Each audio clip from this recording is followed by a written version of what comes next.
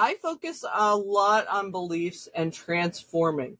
Mm-hmm. For me, it's, Jesus came to earth, did his thing, taught 12 men, and then transformed the world with those 12. He saw gold in them. And if you read the scriptures, all of Matthew, Mark, Luke, and John, you go, I wouldn't choose these guys as leaders. I just wouldn't. And he chooses them. Hello, everyone. Welcome to the Infinite Ability Podcast.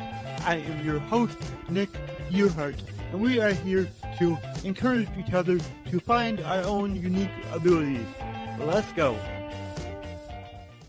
All right, everyone. So today I have Claire, and their energy is just amazing. So I can't wait for this episode. It's gonna be really great. So, Claire, can you tell us a little bit about yourself? Yeah, I help particularly women at this point in my life, niche it down, right?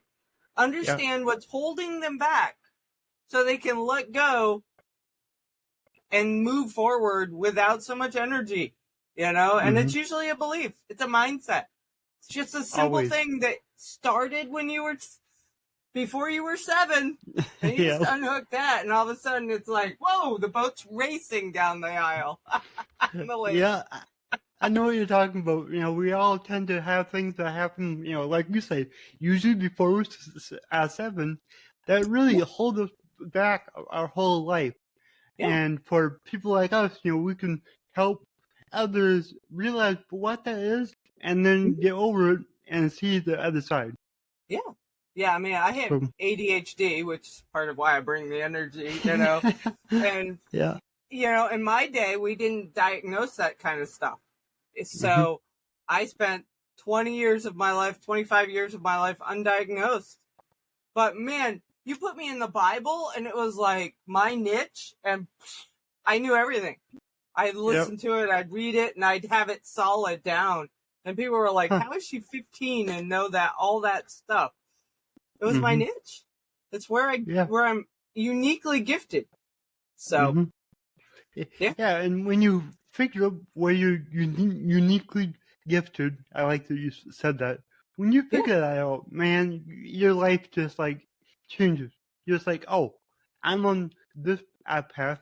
This is what I can do. This is how I can help people. Now let's go. So I think that's really awesome. Yeah, and I mean, you mind if I give an example of one young man that I worked with? Yeah, and this was before I even understood what I was doing, right?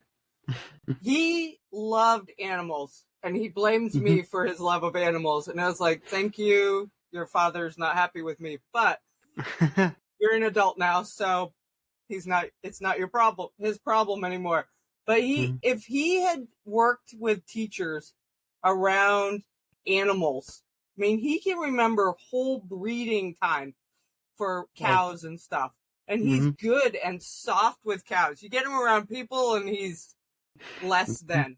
But, you get him around cows and he can do all kinds of stuff. And he's patient and he works well with them. And he can remember and add up things and know things. And I'm just looking at him like, you had trouble even sitting in school. But just think if they had worked around his gifting of animals, he'd be doing math, he'd be reading, he'd be doing any of that stuff at a high level. Yeah. It's interesting that you say that, because I had a guest on my show, and she's, in the education system, and she has like her process is a lot different than traditional education. She believes every child is different, which they are. Every child learns different, which they do. So we need to tailor our education around specific groups of children. And I thought that was just amazing. So it goes along with what you just said. No kid came out of their womb with an owner's manual that said, this kid really likes ladybugs and all kinds of red bugs. Do everything you can around red bugs with this kid. Yeah, it doesn't work like that. It doesn't. You have to trial and error. And I watch so many of these kids, they try to redirect them back to what they're doing because they got to hit a standardized test. And I'm just like, the more I worked in education, I'm like, let's gear it towards what they're good at. And I'm just a sub, but I can figure out what they're good at. And I'm like, who cares about the test? They're never going to do well with it. Whether you push them on it and push them and push them. I just kind of laugh, like, find their niche. Yeah. Figure out what they like and then work with them that way. Yeah. And you can begin to push some of the things like, being able to do some basic stuff that they need to get done. Once they've got this, like, oh my goodness, I'm super good at this. Okay, you're super good at this. Let's spend 15 minutes on this that you're super good at. And then let's spend 5 minutes on this thing we really got to get done today. Right? And they'll get it done. Yep. And, I feel like a lot of us don't really learn how to learn until we're an adult. Exactly. We don't figure out what works for us until long after schooling, and then we're going through a course or we get a coach or anything, and then we're like, oh, if I do this, I really get the information in and I keep it. I retain the information, and that's something that I'm working on myself. It's like, okay, what works for me the best? Because if I sit down and listen to a book, I don't retain a whole lot of it. If I listen and read at the same time, I retain a lot more. So it's like little things like that. Like in school, if they would have said, hey, you should try to listen and read this book at the same time. But they didn't. It's like I could have done a lot better in school if I would have even known, I could do that. Yeah. See, Jack Canfield talked about idyllic memory, where you're the 1% of the population where if you say purple elephant, your brain goes, I see the knee, I see the body, I see the trunk, I see the ears, I see it all, and it's in vivid color.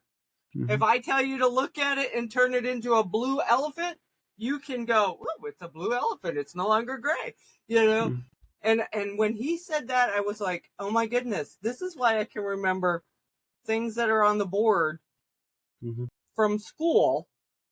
And I was like, I have visual memory. So you take me, I love audiobooks, but I do better if I can listen and read. It's in there and it's locked. I was looking for notes earlier today and I was like, I know I wrote that down on this part of the page. And I'm looking through my journal going, it's not on any of these. I need it. I need those notes because it was really important for a presentation I'm doing, that I need the ad copy for. And I was like, I know I wrote it in this part of the page. I searched through my journal 4 or 5 times and then I finally said, that's it. I'm looking through everything else. And I started pawing through papers and the next day I found it and I was like, see, I told you it was right here in this part of the page. That's funny. That's awesome. Yeah. So how do you like to spend your time? Well, I like to spend my time. I'm a teacher by nature and I'm a Bible teacher by nature. I mean, I had the athletes and the ed majors in undergrad that were all, they were like, hey, you can get us through this class. I was like, sure, go ahead. I'd have 2 different groups because the ed majors and the sports people needed a little bit of a different, whatever. Yeah. And I turned everything Bible into a sports analogy. And I was like, I don't know enough about soccer to have just talked about what I talked about. But I pulled on something. And they all passed. That's awesome. That's really awesome. I just found that I was a natural teacher, and it helped me a lot. And so when I can teach for 2, man, it's in there. Yep. That's really awesome. And what's really cool is when you learn something and then you teach it, now you really know that subject or topic or whatever it is. Like, that's what I've been trying to do lately. It's like, okay, if I learn something new, who can I teach it to? Because then it helps me retain that information even more. Yeah. So I think that's really awesome. Yeah. And I always like to empower, the young people who shows they're safe. I mean, you can't be, and so I had one kid in one of my classes. I was like, this one is a natural leader. And she had a friend who was a natural leader, but lacked confidence in her leadership ability. Yeah. And I was like, I'm going to pair those two up. And I'm going to get those two leading together. And I watched this kid go from a quiet, shy kid to somebody who is empowered because she walked with this other child. Yeah. And it was like, but then as I started to separate them, she could still hold that tenacity to lead. And I was like, whew. It's just some good work. Yeah. Yep. And, that goes with, you are who you hang around. They say you're the average of the 5 people you hang around. So it's very important to recognize what kind of people are you around. Yeah. And then if those people aren't aligning with your goals, well, time to go find new people. You don't have to eliminate people. Right. You just, limit the time you spend with them. Yeah, so, exactly. Nobody wants to be that cast-off friend, right? No. Like, why are you hanging around with me? Well, I decided I was going to raise my standard of life, and you weren't on it. Yeah. It's not like that. It's just, remember your time and go find new people. Right. I've done that a lot over the past 2 years. And, you do get some of your friends that are like, you don't hang out as much. It's like, well, I have goals, and I'm working on my goal. So I'm sorry, but right now, this is what I'm doing. Right. So I still love you just the same. I just gotta focus on myself. Right. So yeah, and that's what we do. And, we move and drift a little bit. But, I have people who I don't talk to them very often these days. Yep. But I get right with them, and it's like no time has passed. Exactly. And we're just not moving in the same streams, but it doesn't mean we don't have relational equity with each other. So exactly. Ooh, relational equity. I like that. I like that. Huh, thank you. I like learning new little phrases. It's like, oh, that's a good one. Yeah. So cool. So let's talk more about your business. What are you focused on right now? I focus a lot on beliefs and transforming. For me, it's, Jesus came to earth, did his thing, taught 12 men, and then transformed the world with those 12.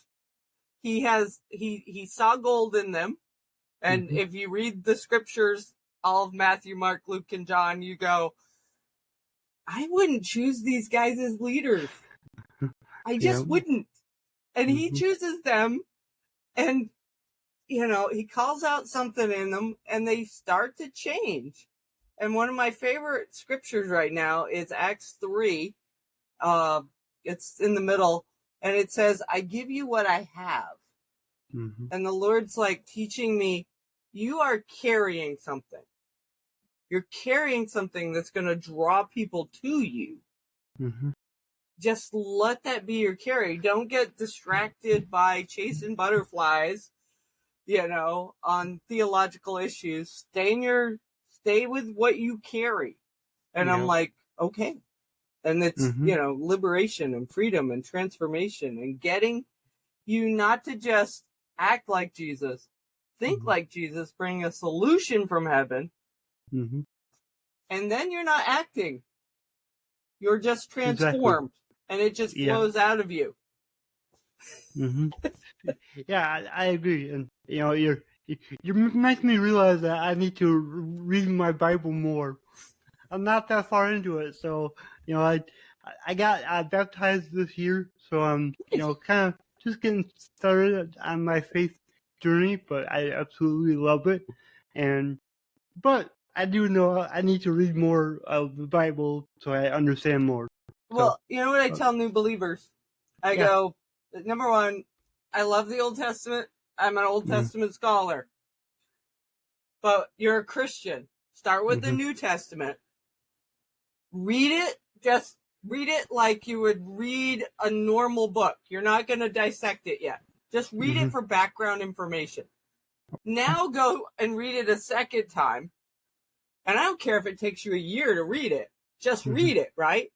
And now go, who is God in this book? Who is Jesus in this book, in the New Testament? And then go, what does he say I am now as a new creation?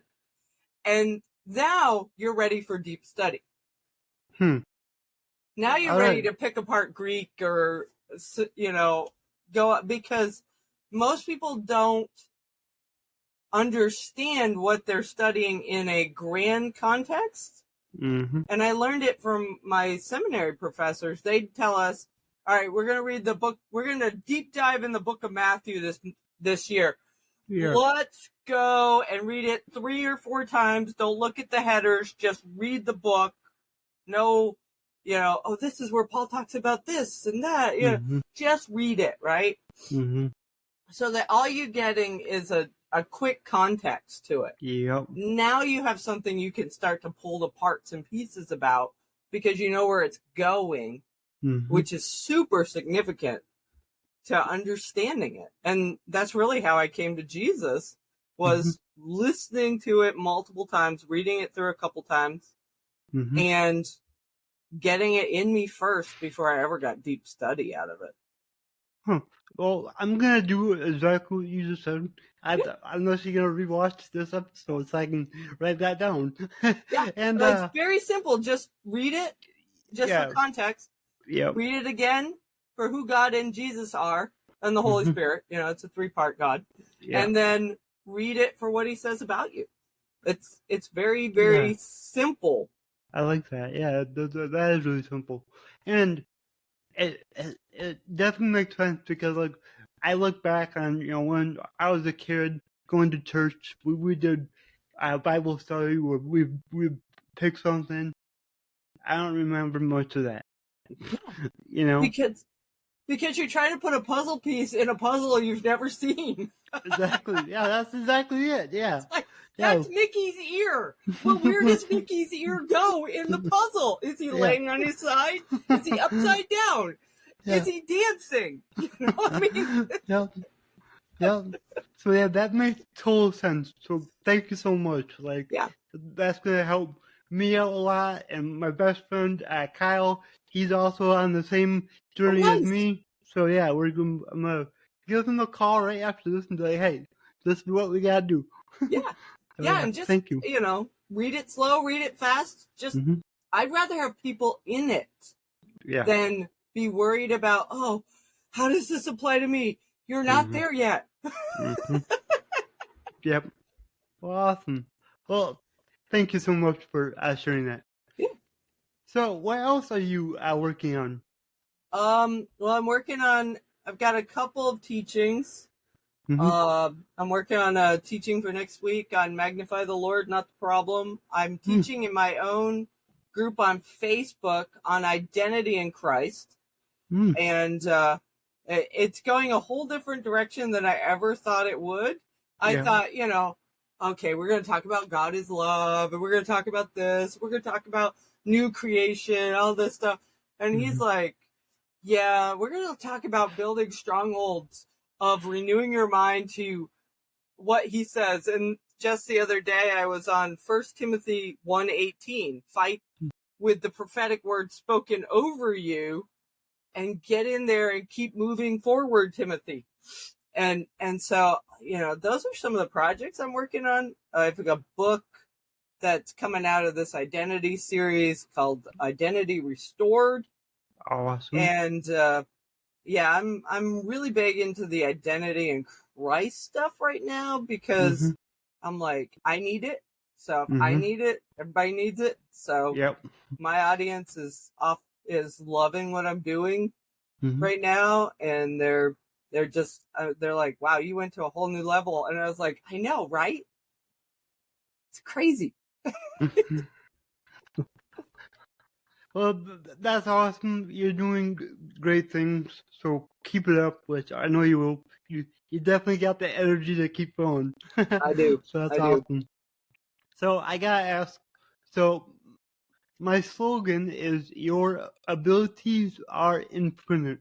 What does that mean to you? Oh, your abilities are infinite? Hey, if Jesus wanted us to think small, he did a bad job. Yep. Because he says nothing is impossible. Renew your mind, Romans 12:2. Renew your mind to what? That nothing is impossible with God. And he's partnering with you, co-laboring, Galatians 2:20. He's co-heirs with you. He's co-creating. He's partnering up with you. And when you get to Ezekiel 37, which is the Valley of the Dry Bones for those of you. And God has taken Ezekiel out onto this precipice, and he goes, what do you see? A lot of dry bones there, God. Prophesy to them life. And he goes, Lord, or no, the Lord asked him this question, can these bones live? And he goes, oh Lord, you know. Best answer ever, right? And then he says, prophesy and bring them to life. And the bones start to unite together, and sinews and muscles, and they become a big, giant living army. And it's this impossible stuff that God does. And most of the time, when we first hear it, it'll sound ridiculous. Then it'll sound possible. Then it'll sound probable. And then we get fully convinced on it if we keep meditating on it. Gideon in Judges 6, he was like, I'm the youngest in my family. What are you telling me? I'm a valiant warrior. And he literally argues with God. And I'm just like, sounds about right. And so he's telling God how weak he is. And then God keeps telling him, look, Gideon, I know the Midianites look like big army. 135,000, we find out a chapter and a half later. And he goes, can you defeat one man? Well, yeah, of course I can defeat one man. Of course, I'm adding a little context to the words that we get. And he goes, great, defeat them like they're one man. I mean, that is ridiculous. Yeah. And what happens? 300 armed with a shofar, a pot, and a torch. Where's my sword? That's a ridiculous word. Yep. And what? He said, okay, I'll do it. But he threw down a few things, a couple fleeces, tested out, made sure God was bigger than Baal, the whole do battle. And he was like, all right, let's do it. This is crazy, but let's do it.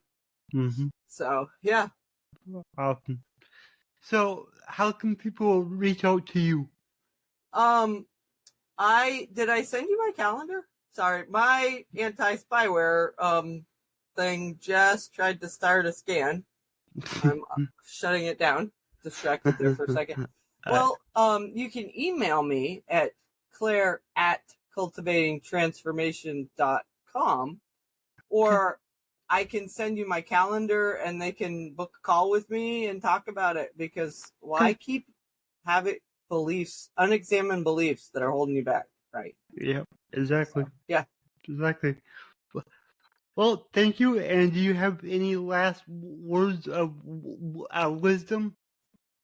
I think the biggest thing is learn where you're gifted and do your best to motivate everything in your life, education-wise, and read these testimonies, or biographies. I was thinking of Temple Grandin, I mean, she did an amazing job. And as a PhD, why? She found her niche. Find your niche and organize your life around it as much as possible. Yeah, there'll be things you got to do that you don't want to do, but so much easier when most of your stuff is filling you up. Then you get energy to do the stuff that maybe isn't. Yep, exactly. That's pretty much exactly how I live. I figured out what I like to do, but, half my time is spent doing those things that I don't like to do, but those things I don't like to do are helping the things I like to do. Right. So, you gotta do the hard things to succeed in life. Yeah. That's just all there is.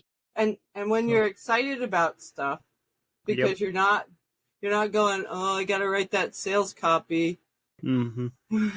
Just do it. Get it done. Yep. Chances are it's easier if you don't think about it for 6 hours and go, yeah, I gotta write that sales copy at 3:00. Just do it first. Well, and the trick that I recently learned is from Mel Robbins, and it's her 5-second rule. Like, that's all you gotta do. If you're thinking of doing something, just go 5, 4, 3, 2, 1, and do it. Then you don't think about it. Yep. Yeah, so, and it's actually science. There's a handful of things that will break your mental track. Laughing will clear out your brain, and you can think clearly, and you're not overwhelmed. 5, 4, 3. I mean, it's just neuro-linguistic programming. Yep. And it's the little things. I have that written on my journal at the very top. 5, 4, 3, 2, 1, blast off. Yep. It works. It really works. So it does. It's so simple. Like, and one of the questions that I've been asking myself comes from Jack Canfield. And it says, what am I pretending not to know right now? And it's usually the thing you're procrastinating. And you're like, okay, I'm going to get that done today, and I'm going to stop procrastinating it. And it gives you energy because you've made a decision, and now you're going to do it. Yep, I love that. All right, well, this has been really great, so thank you so much. If you enjoyed this show, please go ahead and share it on your Instagram story and tag me here, The Nick to Your Heart. Also, go ahead and share it anywhere else that you see fit, because the only way that I can grow this is by you guys sharing it. I don't sell anything on here. I don't have any sponsors, so let's just get it out there by word of mouth and help more people. Alright, everyone, remember, your abilities are infinite.